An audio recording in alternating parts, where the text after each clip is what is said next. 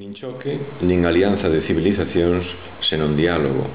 Esa é a realista mensaxe que cabe deducir do cumio significado entre Estados Unidos e China en Washington e que senta as bases da relación interestatal máis importante do século XXI. Ese diálogo presupón recoñecemento das diferenzas, abundantes, e vontade de avanzar sobre os consensos establecidos nun contexto no que as regras de xogo vanse conformando cun mínimo de lealdade e excluindo as políticas de imposición. Botando man dunha rica metáfora chinesa, alguén explicou no seu día as tensións entre China e a Unión Soviética, sinalando que non podía haber dous soles no mesmo ceo. Daquela, Moscova e Beijing rivalizaban polo liderado do movemento comunista internacional.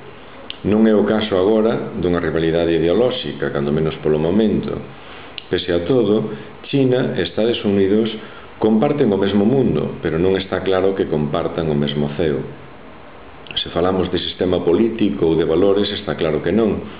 Mesmo no eido económico, habería moitos matices que facer á hora de afondar na economía con mercado do xigante oriental, que non é necesariamente o mesmo ca unha economía de mercado.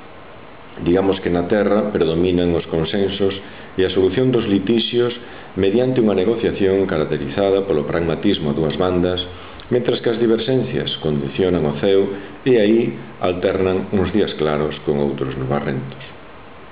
Estados Unidos xoga con China a dúas estratexias, atracción e contención. Sabe que non pode prescindir de China e ambiciona introducila nas súas redes de dependencia, premendo naqueles eidos onde a rivalidade é fonte de conflito e desconfianza. Tampouco China ten moitas alternativas. A relación con Estados Unidos é a máis importante para Beijing dende a normalización dos anos 70 do século pasado. Moitos chineses acusan ao seu goberno de sumiso e acomplexado fronte a Washington, pero os seus dirixentes saben ben que precisan grandes doses de paciencia, pois as bases do seu poderío son febles en extremo, digan o que digan os números absolutos. E Estados Unidos, dígase o que se diga, aínda conta con instrumentos de poder de gran importancia.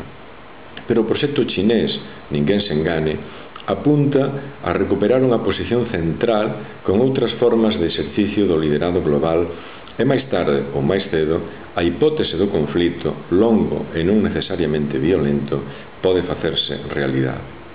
Só pode haber un sol no ceo.